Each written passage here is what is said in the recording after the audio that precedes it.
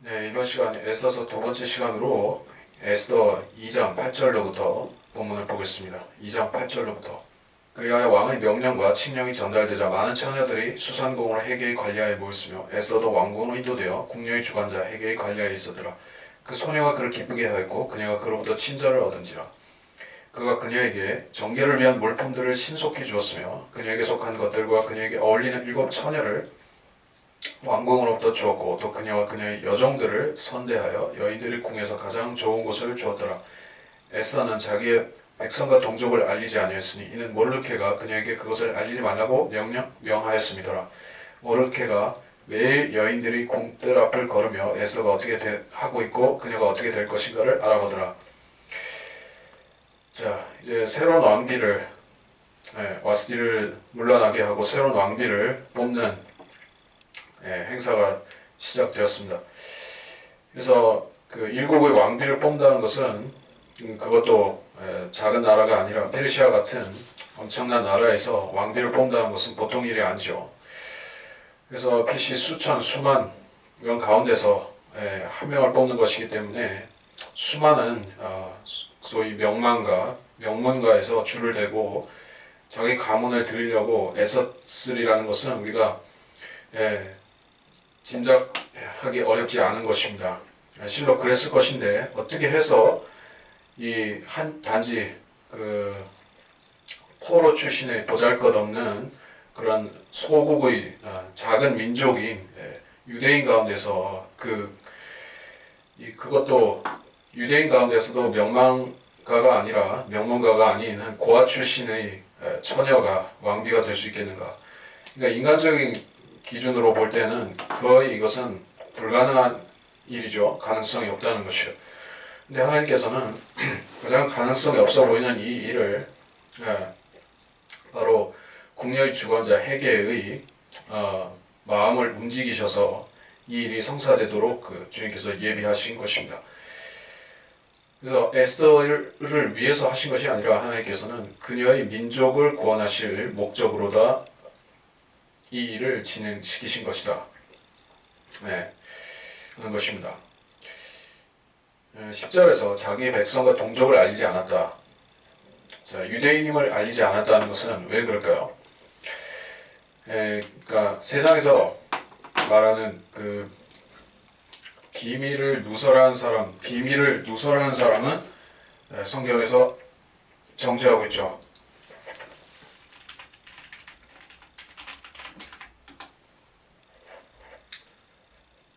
잠언 11장 13절에 험담하는 자는 비밀을 누설하나 신실한 영을 가진 자는 말을 숨기느니라. 잠언 20장 19절에 험담하는 자처럼 돌아다니는 자는 비밀을 누설하느니라. 그러므로 입술로 아첨 떠는 자와는 사귀지 말라. 자, 모르드케도 그렇고 에스더도 입이 무거운 사람이었습니다. 하나님께서는 신실한 사람,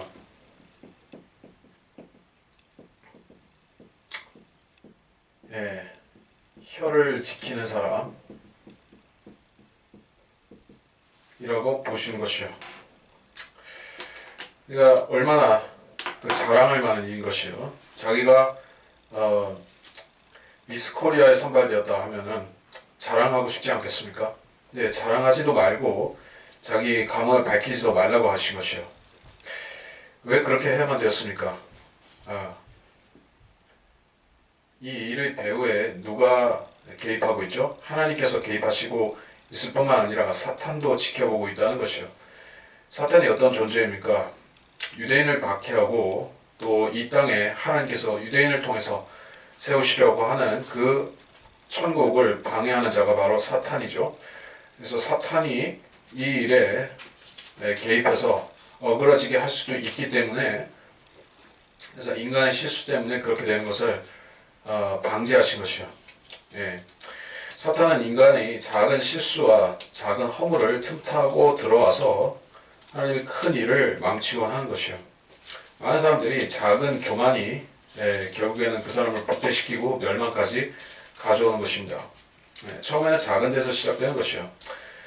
하나님 말씀을 신뢰하지 않는 성경대로 믿지 않는 사람들도 처음에는 그것이 작은 일이라고 생각합니다.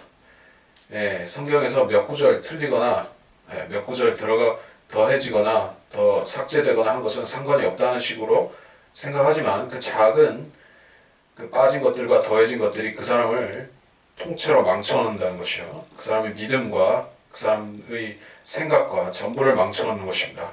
그래서 우리는 마귀에게 절대로 틈을 줘서는 안 되는데 그런 자세의 모범을 여기서 잘 보여주고 있죠.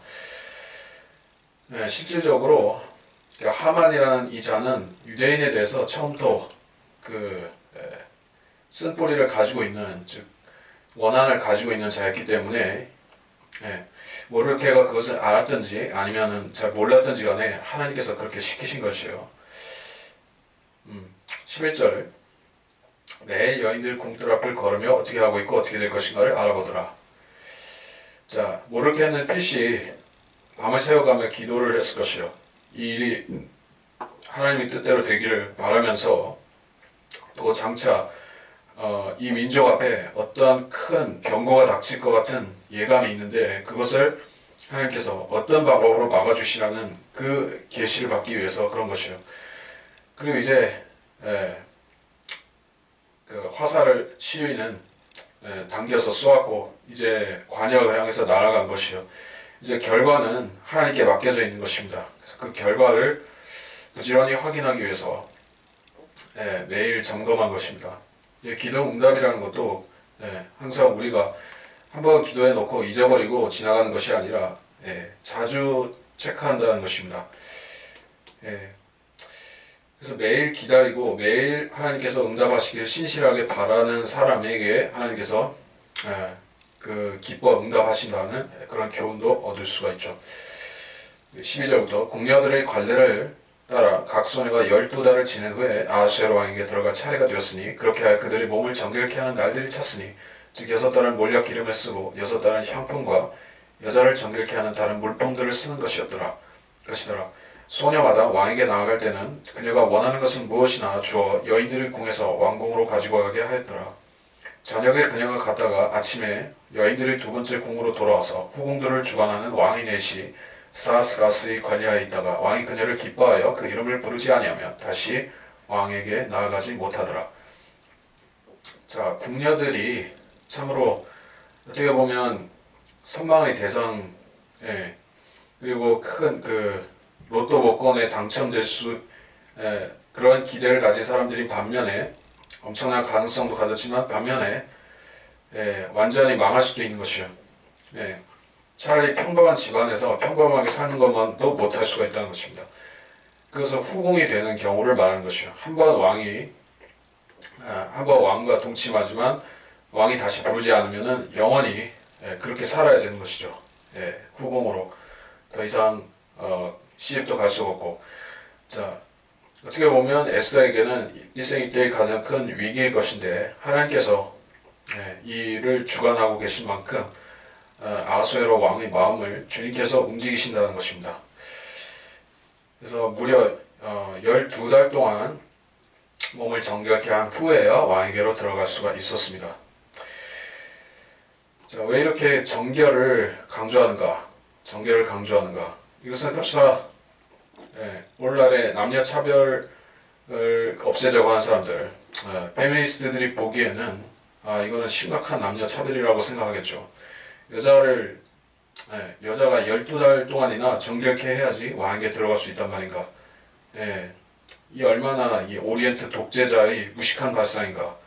그렇죠. 동양 사람, 그런 식으로 남녀 차별이라고 할지 가부장적이라고 할지 모르지만은 이거는 성경에 근거가 없는 것은 아닙니다.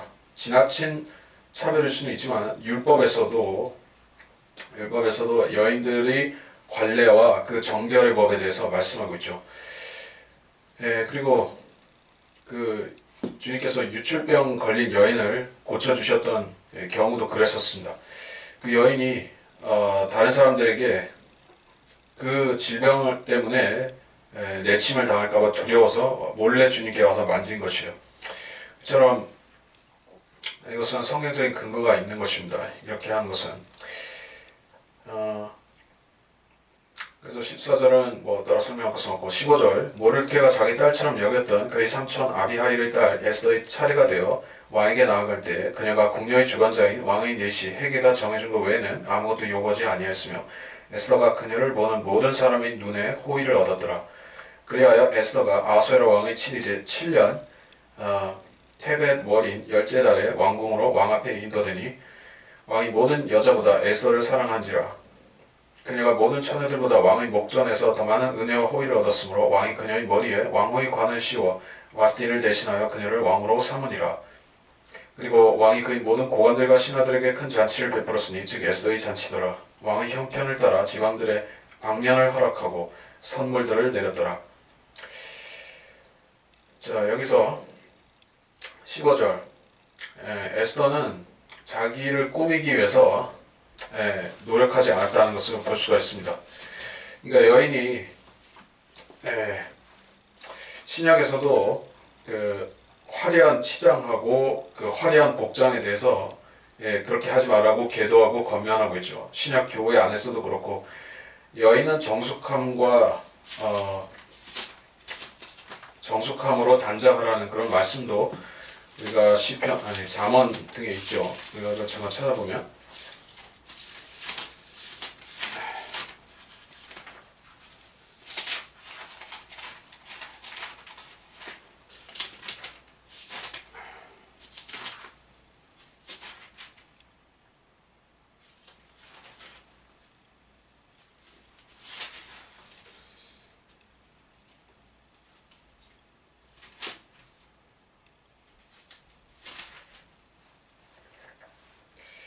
잠언 마지막 장 31장 10절 누가 현숙한 여인을 찾아낼 수 있겠느냐 그녀는 루비보다 훨씬 가치 있느니라. 그녀의 남편은 그녀를 편안히 신뢰하느니 그가 탈취할 필요가 없으리라. 그가 평생 동안 그에게 선한 일만 행하고 악을 행치 아니하리라. 그러면서 그 부지런하고 그 낭비하지 않고 근면한 이런 성실한 자세를 쭉 말씀하고 있어요. 그래서 그런 여인이 성경에서는 현숙한 여인이라고 말씀하고 있습니다. 이제 이런 여인을 오늘날의 라오디케아 시대에는 구식이라고 말하는 그런 여인인 것이에요. 지금은 자기 PR을 해야 되고 그 사람들 앞에서 자기 미모를 자랑해야 되고 잘난 체 해야 되고 이런 것을 사람들이 좋다고 말하는 것이에요. 이것이 이상적인 여인이라고 말하지만 성경은 그렇지 않다. 그래서 하나님께서 교회도 그렇게 부르신 것입니다. 우리가 구원받은 입장에서 우리는 그 그리스도 앞에서 그리스도의 몸을 형성한 성도들이고 이 성도들 전체를 주님께서 아울러 보실 때 이 교회를 주님께서는 결혼을 앞둔 신부, 처녀라고 보고 계신 것이요. 그리고 우리는 점도 없고 흠도 없고 주름진 것도 없이 그분 앞에 서야 되고 또 정숙함으로 스스로를 단장해야 된다는 것이요. 우리가 자신을 단장할 수 있는 것이 무엇인가? 주님 앞에서 그리스도의 심판석을 통과할 때 우리가 가지고 통과할 수 있는 것들에 대해서 생각해 봐야 된다는 것입니다. 그것은 다른 것이 아니라 우리로 인해서 구원받은 사람들의 혼들 그리고 진리 지식들 그것들이 우리가 갖고 통과할 수 있는 것이에요. 자, 그런 것들로 우리가 영적으로 단장해야 될 뿐 아니라 하나님께서는 우리가 그것들을 가지고 주님 앞에 섰을 때 우리가 가지고 온 폐물들에 따라서 우리에게 5개의 면류관들을 주신다는 것입니다. 여기서 16절에 제7년 테벳월이라 했습니다. 이 테벳월은 우리가 말하는 달력으로 보자면은 대략 정월 1월이 되고 유대식으로는 12월하고 좀 중복됩니다. 그래서 이 달에 왕궁으로 왕 앞에 인도되니 한 겨울이죠. 그리고 이것은 그러니까 에스더는 유대 성도의 예표이기 때문에 이제 교회 시대와 대환란 시대가 교체가 된 것을 우리가 여기서 알 수가 있죠. 예표적으로. 그래서 이제 와스티는 완전히 잊혀진 것이요. 그 전까지는 와스티 빈자리가 있었죠. 그게 무슨 말이냐면 예표적으로 보자면은 교회 시대가 있고 그다음에 과도기 같은 기간이 있고 그 다음에 환란 시대 이렇게 볼 수가 있다는 얘기죠.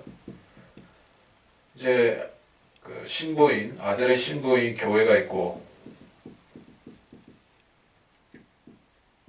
스티와 같은 그리고 나서 이제 하나님 아버지의 신부인 이스라엘이 있죠. 회복된 아내 지금은 이혼 상태에 있지만 이혼 증서를 주고 내어 쫓았지만 이제 다시 돌아온다는 것이요. 그것이 에스더로 상징되고 있는 존재라는 것입니다. 중간에 과도기가 있다는 것은 정식으로 그녀가 정식으로 아내가 되는 것과 그 와스티 빈자리가 메꿔지는 그 기간이 과도기가 있을 것이다 하는 것이요.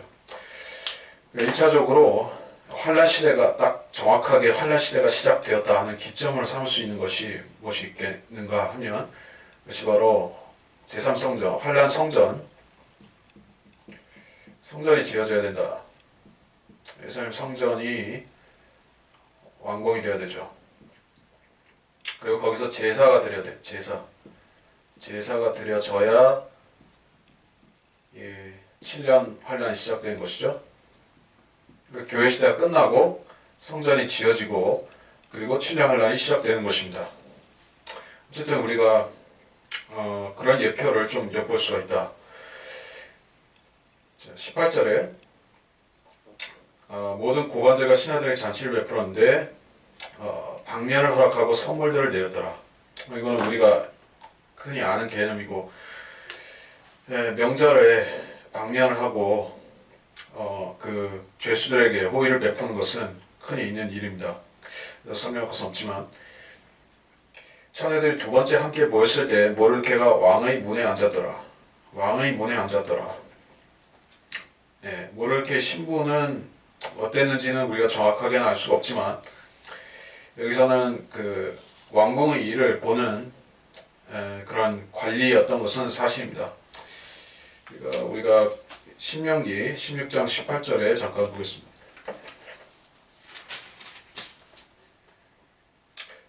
주 너의 하나님께서 내게 주시는데 모든 성문들에서 재판관들과 관원들을 내 지파들에 두루 둘 것이요 그들은 공정한 판단으로 백성을 재판할 것이니라. 그러니까 성문에 앉아 있다는 것은 또는 그 왕궁 문에 앉아 있다, 성문에 앉아 있다 하는 것은 거기서 재판관 노릇을 한다는 그런 뜻인 것이에요. 그래서 성문에 앉아서 재판한다는 것은 욥기에도 나오고 또는 그 아브라함의 조카 롯의 경우에도 소돔 성문에 있었죠. 그 사람이 거기에 재판관이었던 그 판사였던 것이요. 그래서 그런 식으로 어떤 하급이든지 중급이든지 관원이었어요. 재판할 수 있는 관원이었습니다.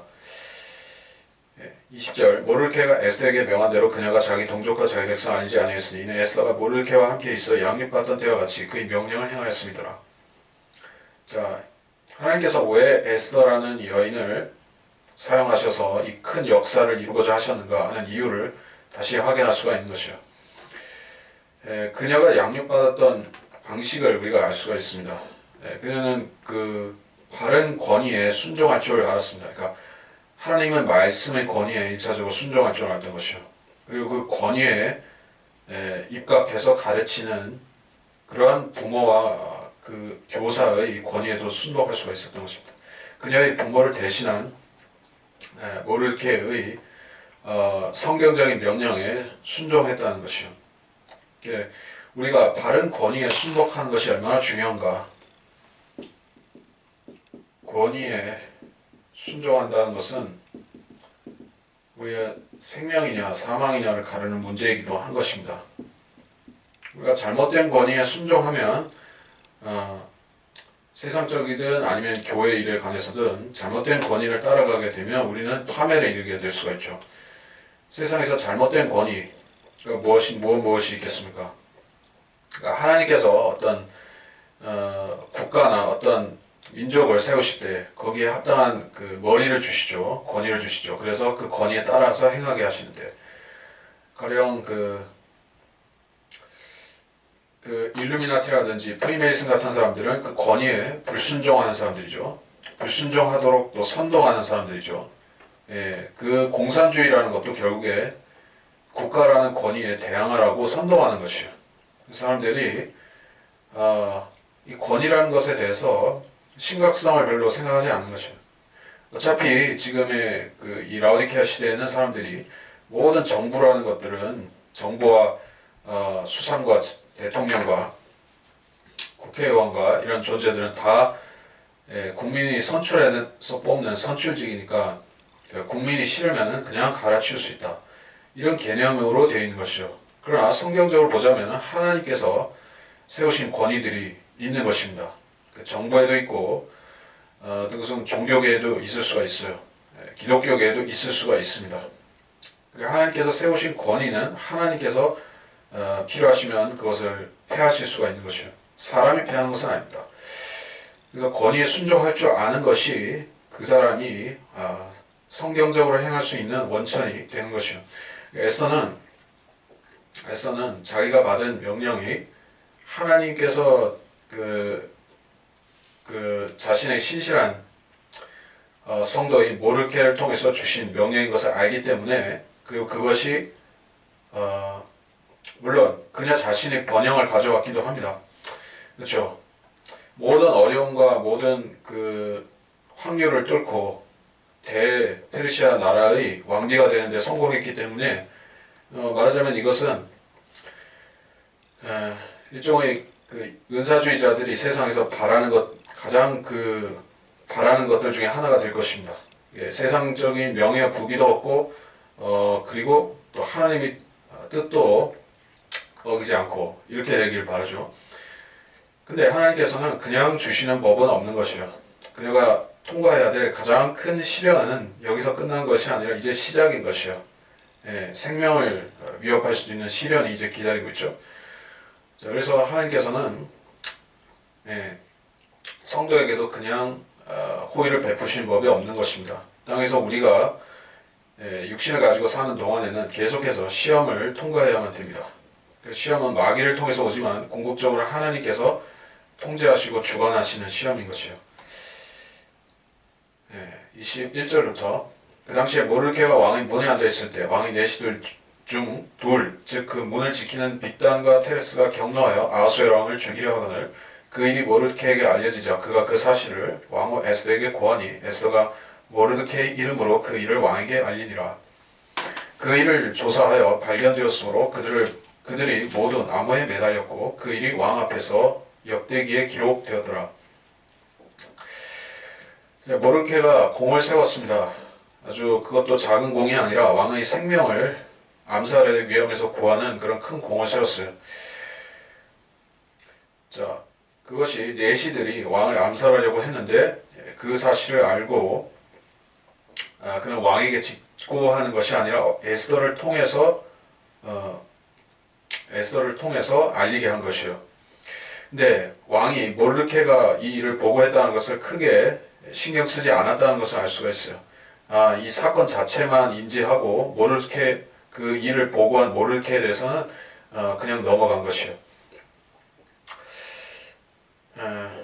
그래서 여기서 그들이 모두 나무에 매달렸고, 이것은 그 고대 처형 방식이죠. 다니엘서 5장 19절에 잠깐 보고 있습니다.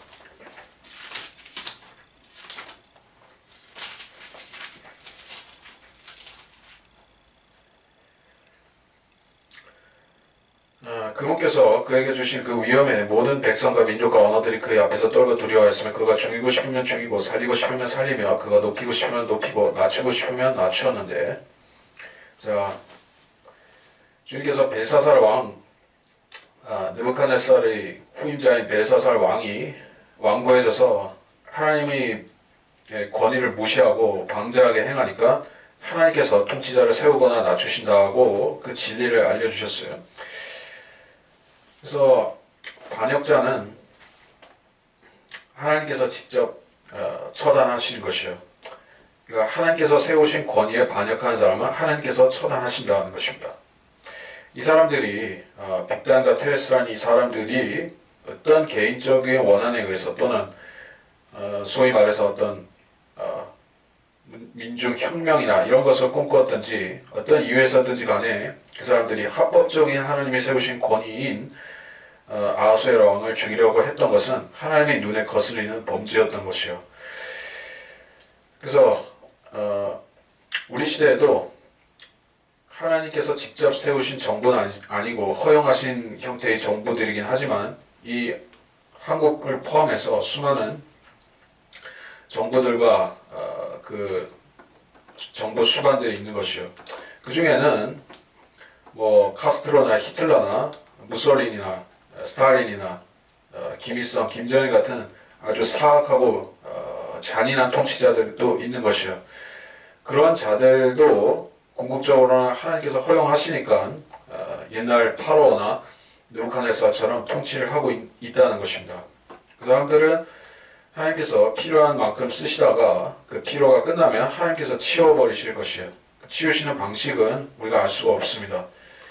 물론 사람들을 통해서 하실 수도 있고 다른 제국을 일으켜서 할 수도 있고 여러 가지 방법이 있지만 우리가 명심해야 될 것은 하나님께서는 그리스도인들을 이 땅에서 성도들을 나라를 세우거나 무너뜨리거나 뭐 혁명을 일으키거나 반정부 데모를 하거나 뭐 어떤 폭동을 일으킨다거나 이런 식으로 사람들이 인위적으로 정부를 바꾸려고 하는 그런 일에 대해서는 그리스도인들을 쓰시지 않는다는 것이죠. 그리스도인들은 이 땅에서 하늘나라의 하나님의 나라의 시민이고 우리는 거기에 소속되어 있는 사람들이지 이 땅의 정부를 하나님께서 세우신 정부를 바꾸는 사람들이 아니라는 것이죠. 그리고 모든 불의한 정부와 잘못된 그 정치들은 하나님께서 궁극적으로 예수님의 재림을 통해서 바로잡으실 것이기 때문에 그분의 천년왕국이 세워지고 철장으로 다스리는 그 통치가 시작되면 그때는 불의한 정부가 더 이상 서지 않는 것입니다. 그래서 그렇게 알고 우리는 하나님을 신뢰해야지 스스로의 힘을 신뢰해서는 안 되는 것이다. 자, 하는 것입니다. 자, 시간적으로 돼서 3장을 좀 넘어가겠습니다. 이런 일 후에 아하수에로 왕이 아각인 하므다다의 아들 하만을 승격시켜 그의 자리를 그와 함께한 모든 고관들을 위해 두자. 왕의 문에 있는 왕의 모든 신하들이 하만에게 절하고 경의를 표하였으니 이는 왕이 그에 대하여 그렇게 명하였음이더라. 그러나 모르드케는 그에게 절하지 아니하고 경의를 표하지도 아니하더라. 그래서 아각인이라고 했는데 이 아각인은 이스라엘의 대대로 그 원수들 중에 원수인 것이요. 우리가 신명기에서 볼 수가 있는데 신명기 16장 18절에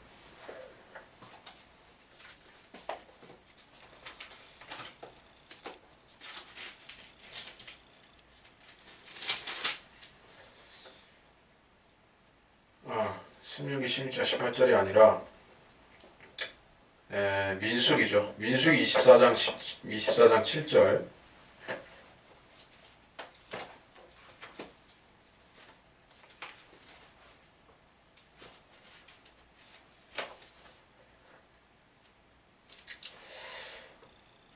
그의 물통에서는 물이 넘칠 것이요 그의 씨는 많은 물에 있을 것이며 그의 왕은 아각보다 더 높으리니 그의 왕국이 높임을 받으리라.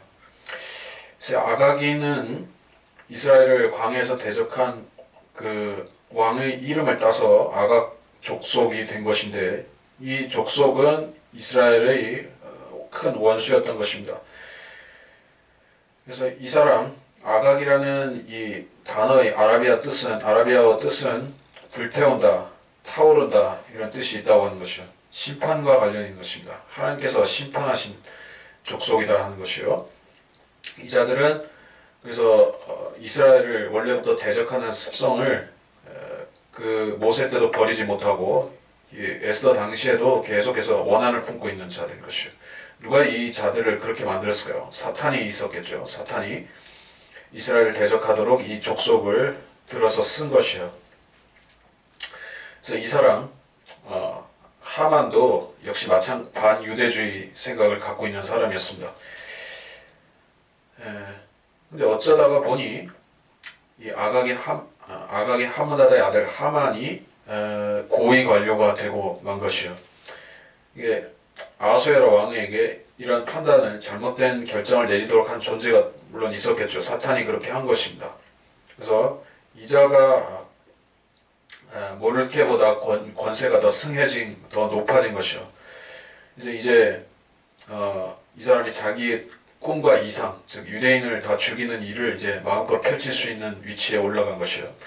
2절, 이제 이 사람은 반유대적인 생각만 가진 것이 아니라 아주 자만심이 특출난 사람이었던 것을 알 수가 있어요. 그는 히틀러나 무소린이나 스탈린처럼 자만심이 넘치는 그러한 사람이었던 것입니다. 그래서 이런 사람이 통치자로 올라서면 세상 사람들이 고생을 하죠.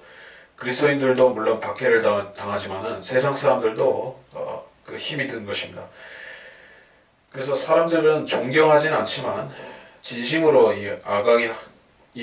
진심으로 하만이라는 자를 존경하지는 않지만 그래도 이 관리들은 바빠하기 때문에 또 백성들은 두려워서 경의를 표하는 것입니다. 절하는 것이요.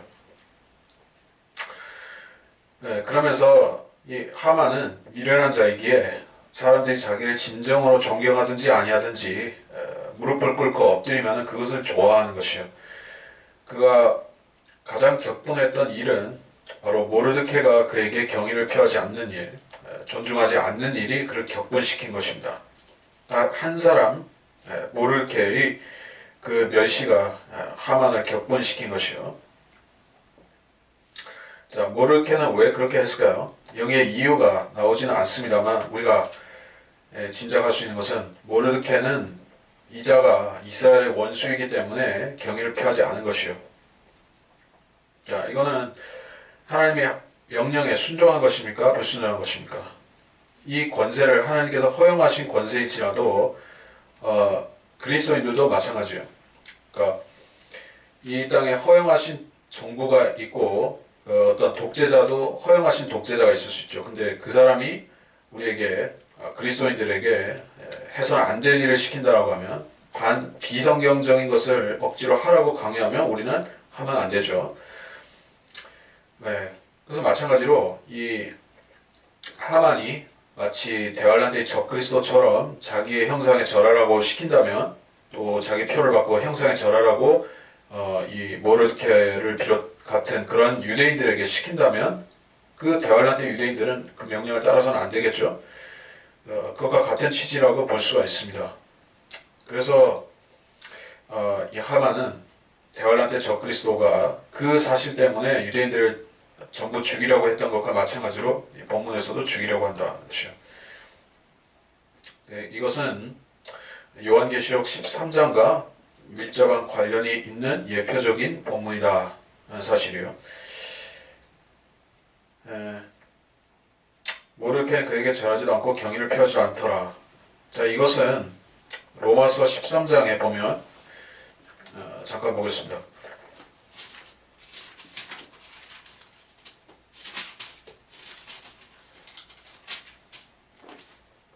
13장 1절로 4절 각 사람은 위에 있는 권세자들에게 복종하라. 하나님께로부터 나오지 않는 권세는 없나니 모든 권세는 하나님께서 정하신 것이라. 그러므로 누구든지 권세자에게 거역하는 자는 하나님의 율례를 거역함이니 거역하는 그들은 스스로 저주를 받게 되리라. 자, 로마서와 이 본문이 어긋나는 것 같이 보이지만 실질적으로 어긋나는 것은 아닙니다.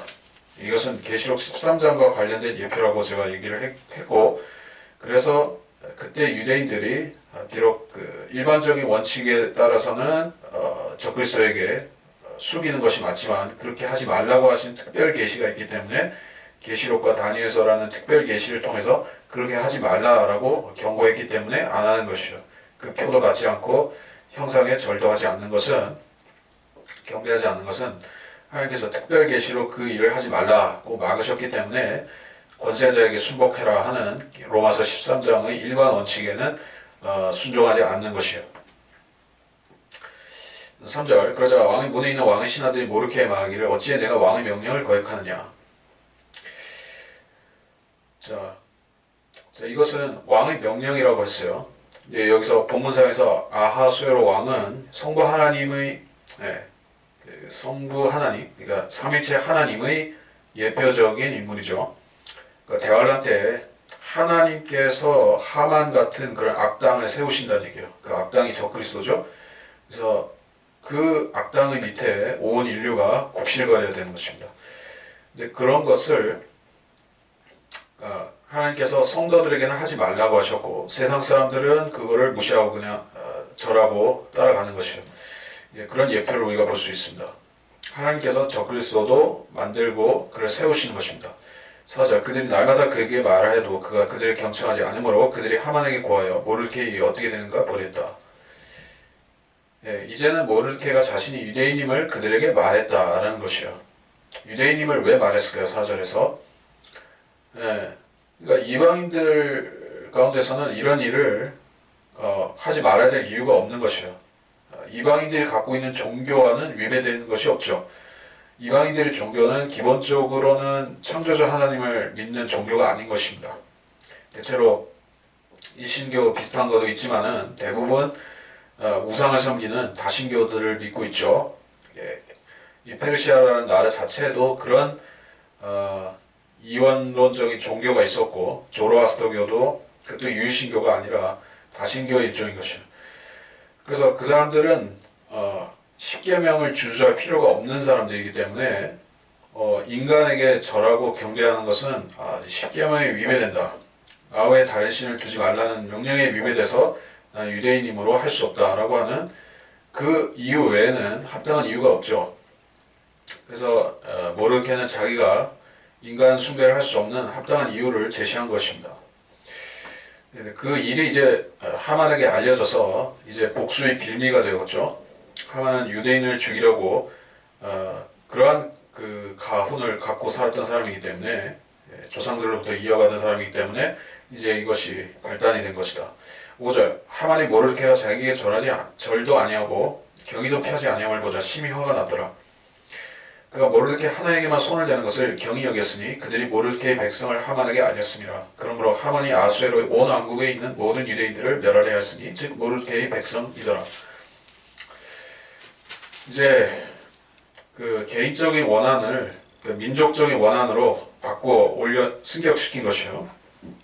자, 그 제3제국을 세운 아돌프 히틀러도 이 사람이 원래서부터 유대인을 몰살시키려는 그런 엄청난 계획을 가진 사람은 아니었던 것입니다. 원래 그런 비슷한 그 반셈 또는 그 아리안주의 사상을 갖고 있었던 것은 맞지만 유대인을 특별히 그런 것은 아니었고 그가 유대인들에 대해서 그 나쁜 감정을 갖게 된 계기들이 있었다는 것이요. 그가 1차 세계대전 때 하사관으로 히틀러가 잠깐 복무를 했었죠. 그때 그 유대인 상관에 의해서 뭔가 불이익을 받은 일이 있었고 또는 그 외에 유대인과 좀 나쁜 관계로 얽힌 일이 있어서 그 개인적인 원한을 민족에 대한 그 쓴뿌리로 발전시켜서 유대인을 전체 죽이려고 하는 그런 난폭한 사상으로 발전시킨 것이요. 이제 그것도 결국에는 사탄이 작은 불씨를 엄청난 산불로 키운 것이나 마찬가지죠. 여기서도 그렇다 하는 것이요. 여기서도 한 개인적인 원한을 가지고 민족을 말살시키려고 하는 데까지 발전되고 말았습니다. 그래서 그는 온 왕국에 있는 모든 유대인을 죽이려고 했습니다. 이때 당시에 유대인들은 그 북이스라엘의 10지파 그 사람들이 일찍이 흩어져 있었고 그 뒤에 바벨론 70년 포로 생활을 한 후에도 본토로 자위에 의해서건 타의에 의해서건 돌아가지 못하고 남아있는 유대인들이 거기 그 페르시아 지방에 거주하고 있었던 것이요. 그 자들을 그 유대인들을 다 죽이려고 했다는 것입니다. 7절부터 아수에라 왕 제12년 첫째 달 즉 니산월에 사람들이 하만 앞에서 달에서 달로 풀 즉 제비를 뽑으니 12째 달 즉 아달월이더라.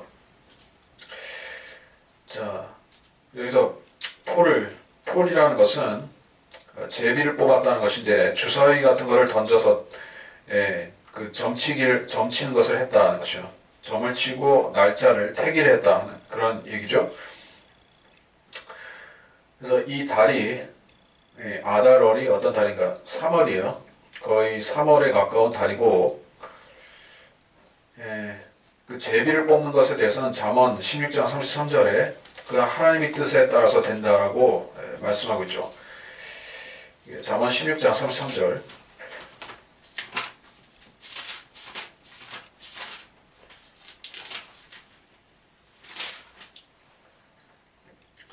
제비는 마음대로 뽑으나 그 일의 결과는 주께 있느니라. 자, 이렇게 본다면 세상에 뭐 복권이라든지 뭐 다른 도박의 결과도 카드 게임의 결과나 뭐 이런 것들도 다 주님의 손에 달려 있다는 것이요. 그렇다고 해서 우리가 제비뽑기를 하나님께서 허용하신 그러한 그 원리라고 해서 무조건 아무데나 적용할 수 있는 것은 아니죠. 근데 하나님께서 어떤 경우에는 하나님께서 직접적인 뜻을 보여주셔서 이렇게 저렇게 하라고 말씀하시기도 하지만은 또 어떤 경우에는 제비를 뽑아서 어떤 일을 하라고 시키시는 적도 있는 것입니다.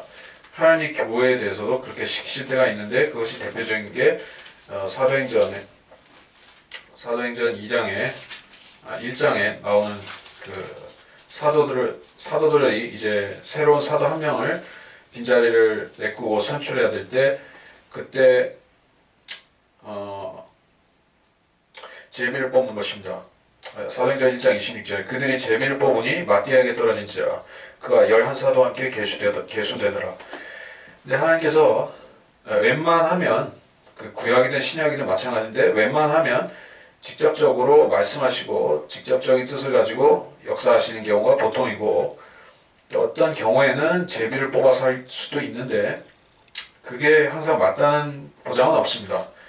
그래서 사도행전 1장에서도 제비를 뽑아서 했긴 하지만 그 하나님께서 허용하셨다는 것은 맞지만 그 마띠아라는 사람이 별로 유명하게 되지 못한 것을 볼 때 그 하나님이 그리 기뻐하시는 뜻은 아니었을 수도 있다. 하나님께서는 직접적으로 말씀하는 걸 더 선호하신다는 얘기예요. 어쨌든 그거는 하나님이 사람들 가운데서 그런 얘기고 이 사람들은 마귀의 사람들인데 그들이 제비를 뽑았지만 그것도 마귀의 뜻대로 되거나 또 우연이 아니었고 하나님께서 정한 대로 그 날이 떨어진 것이요. 자, 그래서 8절부터 하만이 아수에라 왕에게 고하기를 한 백성이 왕의 왕국 각 지방들의 백성 가운데 흩어져 산재하고 있는데 그들의 율법이 온 백성과 달라서 그들이 왕의 법을 지키지 아니하나이다. 그러므로 그들을 용납하는 것이 왕의 유익이 되지 못하나이다. 왕이 좋게 여기시거든 그들을 멸하도록 직서를 내리소서. 그리하시면 내가 은 1만 달란트를 그 일을 맡은 자들의 손에 주어 그것을 왕의 보물창고에 드리도록 하겠나이다 하니 왕이 그의 반지를 손에서 빼어 유대인들의 원수인 아각인 함므다다의 아들 하만에게 그것을 주며 하만에게 말하기를 그 은을 내게 주고 백성에게도 주노니 내가 좋게 여기는 대로 그들에게 행하라고 하더라. 그리하여 첫째 달 13일에 왕의 서기관들이 소집되어 하만이 왕이 되신 들과 각 지방을 다스리는 총독들에게 명한 모든 것이 기록되었으며 각 지방의 각 백성의 치리자들에게는 그들의 글로 또 각 백성들에게는 그들의 언어로 되었으니 아수에라 왕의 이름으로 기록되었고 왕의 반지로 인쳐졌더라. 그 편지들이 전달자들에 의하여 왕의 모든 지방들에 보내져 아달 월인 12째 달 13일 하루에 모든 유대인 젊은이와 늙은이와 어린아이들과 여자들을 멸하고 죽이고 진멸시키며 그들로부터 탈취물을 전리품으로 취하도록 하였더라. 모든 지방에 보낼 명령서의 사본이 모든 백성에게 공표되었으니 이는 백성으로 그 날에 대하여 준비하게 하려 함이라. 전달자들이 왕의 명령에 의하여 서둘러 나갔으며 그 칙령이 수산궁에도 전해졌더라. 왕과 하만은 앉아서 마셨으나 수한 성읍은 혼란스러웠더라. 자, 이것은 하만의 음모였고 적어도 하나님께서는 그것을 허용하신 것이지 그것을 기뻐 받아주신 것은 아니다 하는 것을 알 수가 있어요. 하만은 어떻게 속였는가? 한 백성이라고 얘기하면서 구체적으로 누구다라고 얘기를 안 하고 한 백성, 어떤 백성이라고만 얘기를 했습니다. 그래서 아수에라 왕은 그 한 백성이 자기 아내인 에스더의 백성인 줄 몰랐고 유대인이라는 것을 몰랐고 그래서 하만의 말에 넘어간 것이요. 그래서 그 유대인을 이 지상에서 몰아내야 될 이유를 이렇게 제시하고 있어요. 그들은 우리와 같지 않다. 그들의 율법도 우리 백성과 다르다. 예. 그래서 왕의 법을 지키지 않기 때문에 그들은 이 땅에 있는 것이 왕국의 유익이 되지 못한다. 왕의 유익이 되지 못한다. 라고 거짓 선동한 것이요. 실제적으로 유대인들의 율법은 백성들과 다르죠. 그들은 독특한 백성인 것입니다. 이 땅의 다른 모든 민족들 가운데서 그 유대인들만 율법을 받아서 행하는 사람들인 것이요. 그리고 그 율법 가운데는 이방인들이 좋아하지 않는 것들도 있는 것입니다. 또 이방인들은 용납하지 않는 것들도 있어요. 유대인들이 좋아하는 것을 이방인들은 싫어하고 이방인들이 좋아하는 건 유대인들이 싫어하기 때문에 그들은 하나가 될 수가 없다는 것입니다. 그래서 이것은 8절에서 말씀하는 바와 같은 이런 유대인들을 없애야 된다는 선동은 지난 2000년 동안 유대인을 박해하는 디아스포라의 과정 중에 있었던 것입니다. 캐톨릭은 왜 반유대주의를 폈을까요? 처음부터 그래야만 되는 이유가 있었던 것은 아니지만 그 사람들이 반유대를 한 것은 유대인들이 계속해서 자기들이 이 땅에 합법적인 하나님의 천년 왕국, 다시 말해 메시아 왕국을 세우도록 정해진 백성이라고 그 사람들을 계속 주장하고 그것을 관철시키려고 했던 것입니다. 근데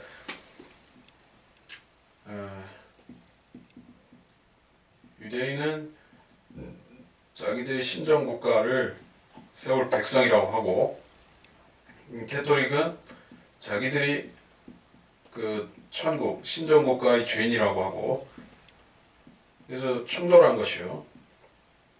유대인들은 실제적인 왕국을 세우지 못하고 흩어진 상태였고 캐톨릭은 거점을 갖고 그 거점이 1000년 넘게 유럽을 자기들이 거점으로 삼을 수가 있었죠. 그래서 그곳을 자기들이 왕국을 세우는 미천으로 삼은 것이요. 그리고 거기서 더 뻗어 나가서 유대인들한테 원래 주어진 영역인 아브라함, 이삭, 야곱에게 주어진 땅인 팔레스틴까지 캐톨릭이 장악하려고 했었죠.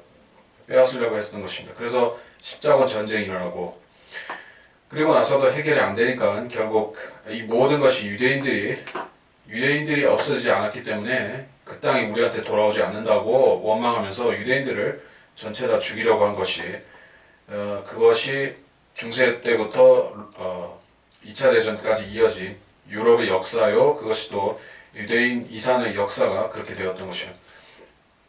그래서 8절과 같은 식으로 계속해서 이스라엘 원수들은 계속 온 세상 사람들에게 이렇게 유대인들은 우리는 백해무익한 존재이기 때문에 해충 같은 존재라서 없애야 된다 이렇게 가르치고 있어요. 그리고 그냥 죽이는 것이 아니다는 게 9절에 은 1만 달란트를 줘서 돈을 줘서 대가를 받고 죽이게 하는 것입니다. 뇌물을 걷는 것이요. 그러니까 사람들이 유대인들이 이방인들을 해치기 위해서 무슨 일을 도모한 것도 아닌데 그냥 죽여야 된다면은 누가 선뜻 나서겠는가 하는 것이요. 양심 가책 때문에라도 쉽게 나서지 않을 수가 있고 또 유대인들이 저항하면 어떻게 되죠? 유대인들이 순순히 죽어주지 않을 수가 있죠. 그러면 내전이 발생하게 돼. 전쟁이 발생하게 되는 것이죠. 그러면 유대인들을 죽이려고 하는 편에서도 사상자가 생길 수밖에 없죠. 근데 그런 일들을 감수하고 누가 적극적으로 유대인을 학살해 줄 것인가? 그래서 결국에는 돈을 주고 군대를 매수하라, 용병을 만들라 이런 식으로 한 것이요. 이게 십자군 전쟁도 그런 식이었다는 걸 우리가 알 수가 있죠. 십자군 전쟁은 누가 시작했습니까? 교황 우르반이 시작한 이 십자군 전쟁이라는 것은 한마디로 명분과 실리가 틀린 전쟁이었었죠. 실리는 그러니까 성지의 재산 강탈, 그 명분은 하나님을 위해서 이 해충 같은 유대인들과 또 이교도인 모슬렘들을 쓸어내고 그 자리에 그 교황의 왕국을 세워서 그곳이 보존되게 하자 하는 것이었는데, 실질적으로 그곳을 장악하면 역사가 그렇게 증명하듯이 이스라엘 땅은 이 온 세상의 중심에 있어요. 아시아와 아프리카, 유럽의 그 꼭지점에 있는 동네이기 때문에 거기를 틀어쥐고 있으면은 이 세상 권세가 그냥 들어오는 것이에요. 이 팔레스타인이라는 땅은 그래서 오스만 제국의 지배하에 있었을 때에도 그곳에는 그 강력한 어떤 그 통치 체제가 없었던 것이요. 단지 작은 식민주로서 그쳤고, 그리고 오스만 제국이 그곳을 성지를 장악하고 있는 동안에는 그들은 세계 최대 열강 중에 하나였던 것입니다. 그곳을 상실하고 나서 영국이 빼앗았죠. 그리고 나서 이제 그 터키 권세는 무너진 것이요. 지금도 예루살렘은 누구도 주장할 수 없는 그런 중립지대가 되어 있죠. 그 예루살렘 서쪽은 이스라엘이 갖고 있지만은 동쪽은 그 유엔이 주장하고 유엔이 통제하고 있는 지역인 것이요. 그런데 이 땅은 하나님께서 이스라엘에게 유대인들에게 주신 것이고, 그래서 유대인들에게 이 땅이 온전히 넘어갈 때, 유대인들이 이 땅을 지배할 때, 팔레스타인을 지배할 때, 그때 그들은 세상도 같이 지배하는 것이요. 이제 앞으로 천년왕국에 있을 일을 그렇게 보는 것입니다. 그래서 아무튼 뇌물을 받고 사람을 죽이도록 하는 것은 악한 일이죠. 이게 마귀가 쓰는 수법인 것입니다. 이 땅에 수많은 전쟁들이, 유대인 문제뿐만 아니라 수많은 전쟁들이 이런 식으로 돈 문제 때문에 일어나고 있습니다. 10절, 왕이 그의 반지를 손에서 빼어 유대인 원수인 아각인에게 줬는데, 여기서 반지를 주었다 하는 게, 반지가 무엇인가 하면, 이때 고대의 반지는, 그 왕의 반지는 어떤 공식 그 문서에, 공식 서류에 서명하는 그런 인장이죠. 그러니까 반지에 인장을 찍어서 이게 왕의 명령을 선포하는 것이요. 그래서 왕명을 선포하는 그런 그 중요한, 마치 옥새와 같은 것이죠. 옥새. 그러한 반지를 이스라엘 원수에게 주었기 때문에 일이 매우 심각하게 된 것이죠. 그래서 하만이 이 왕의 반지를 갖고 있는, 즉 이 소위 말하자면 이 절대 반지와 같은 존재인 왕의 반지를 쥐고 있는 동안에는 그는 그 페르시아 전체의 사법이라든지 행정이라든지 또 심지어 군사까지도 임의로 동원할 수 있는 그런 막강한 권세를 한시적으로 부여받은 것이요. 이게 얼마나 큰 일입니까? 근데 대환란 때는 그렇게 똑같이 될 것입니다. 이 세상의 군권이라든지 행정이라든지 또 사법, 그 모든 것이 1인 독재자에게 넘어가는데, 그 사람이 하필이면 이스라엘의 아주 지독한 원수인 그 아각인과 같은 적그리스도인 것이요. 적그리스도가 나타나서, 그래서 그 사람이 세상을 혼란스럽게 어지럽게 만들고 유대인들을 죽이는 자인 것이요. 11절은 설명할 거 없고 12절에 그래야 첫째 달 13일에 이렇게 해서 이 문서들이 각 언어들로 기록되어서 이제 반포되고 왕의 반지로 이것이 보증되었다. 자, 설명할 것은 없고 13절에 왕의 모든 지방들에 보내졌다. 왕의 모든 지방들. 그래서 그 신속히 보내졌다. 지급으로 보냈다. 이런 뜻으로 볼 수가 있죠. 페르시아라는 이 나라는 통신과 우편, 고대 우편 체제가 아주 잘 되어 있었던, 그러니까 소위 역마 체제가 아주 잘 되어 있었던 나라 중에 하나죠. 그래서 페르시아의 그러한 그 도르망도 아주 고대 왕국들 가운데서 아주 잘 되어 있었던 것이죠. 그래서 이런 명령이 반포되는 속도가 아주 빨랐던 것입니다. 신속했던 것이요. 마지막 때인 지금도 사람들이 바삐 오고 가고 또 지식이 증가한다 그런 말씀이 다니엘서에 나오죠. 내가 잠깐 보면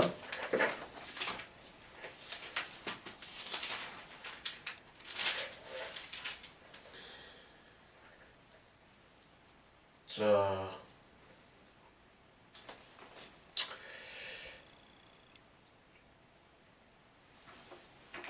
다니엘 12장 4절 그러나 오너 다니엘아 마지막 때까지 그 말씀을 닫고 그 책을 봉하라. 그때는 많은 사람이 이리저리 달릴 것이요 지식이 증가하리라 하더라. 자 지금은 실질적으로 사람들이 뭐 직접 도보로 달린다든지 말 타고 달린다든지 할 필요가 없죠. 그 말보다 훨씬 빠르고 독수리보다 훨씬 빠른 수단들이 있죠. 물론 물리적인 그런 교통통신 수단들도 있지만 인터넷이라는 이러한 빛보다 더 빠른 것이 빛의 속도로 이렇게 오고 가는 것이 있어서 지식도 그렇고 정보도 엄청나게 빨리 전달되죠. 이게 무슨 말이냐면은 결국 과학과 기술의 발달을 하나님께서 하신 일인 것입니다. 네, 의학도 포함해서 오늘날의 과학 문명의 발달은 하나님께서 허용하신 것이에요. 그 성경에 나오는 뜻대로 그렇습니다. 근데 이 발전된 과학과 기술이 지금은 하나님께서 쓰고 계시지만 또 이 기술이 일부 복음에도 도움이 되고 있지만 TV라든지 라디오라든지 매체를 통해서 하나님의 일에 쓰임받고 있지만 이제 시대가 바뀌면 대환란이 오면 이제까지 사람들이 발전시켜 놓은 과학과 문명과 기술은 전부 사탄에게 쓰임받아서 결국 페르시아 왕국의 그 발전된 역마 체제가 그런 통신 체제가 결국 그 유대인 박해와 살해의 그런 그 훌륭한 수단이 되었듯이 발전된 과학과 기술도 결국 전쟁과 살인, 특히 유대인 박해 여기에 톡톡히 사용될 것이다 하는 얘기예요. 수많은 나라들이 냉전이 없어졌어도 냉전이 끝났다 할지라도 또 중국의 주거의 장막이 걷어졌다 할지라도 이제 이념 대립이 없고 그 지역 그 열강들의 대립만 남아있죠. 그럼에도 핵무기가 왜 아직도 남아있습니까? 그리고 각국은 왜 군사력을 계속 증강하죠? 미국과 러시아와 중국과 일본과 그런 나라들은 왜 군사력을 점점 늘리고 있습니까? 마지막 때와 그때의 3차 대전과 또 아마겟돈 전쟁이 남아있기 때문에 그렇게 하는 것이요. 자, 그리고 13절 그 편지들이 전달자 외에 왕이 모든 지방들에 보내져 아달월 12째 달 13일 하루에 모든 유대인 젊은이와 남녀노소를 멸하도록 또 그들의 재물을 탈취물을 전리품으로 취하도록 명했다. 내용을 이해하기는 어렵지가 않습니다. 자, 이것이 마치 그 7년 환란의 중간에 적그리스도가 행하는 일과 비슷한 것이요. 대부분의 유대인들은 그때 한 번에 대량 살육을 당하고 그 뒤에 남은 자들이 쫓겨다니고 이런 신세가 될 것인데 그것이 마치 하만이 꾸몄던 그 하루와 마찬가지로 그 하루가 유대인들의 운명을 가를 하루가 될 것이요. 그 날이 오고 있습니다. 그 날이 언제냐? 마태복음 24장 15절이죠. 그러므로 너희가 선지자 다니엘을 통하여 말씀하신 멸망의 가진 것이 거룩한 곳에 선 것을 보리니 읽는 자는 깨달으라. 그때 유대에 있는 자들은 산들로 도망하라. 이 하루가 유대인들에게 아주 중요한 그 생사를 가르는 날이 될 것이요. 그때 도망치는 사람들은 멀리 셀라페트라에 가서 안전하게 3년 반을 지낼 수 있고 그렇게 못한다면은 그 사람들은 쫓겨다니면서 죽임당하고 또 심지어 살해되어서 먹히기까지 할 것이요. 그런 일이 대환란때 있을 것인데 그런 예표를 우리가 여기서 볼 수가 있다는 것입니다. 그래서 이번 강의는 3장 마쳤고 다음 시간에 다시 4장으로 돌아오겠습니다.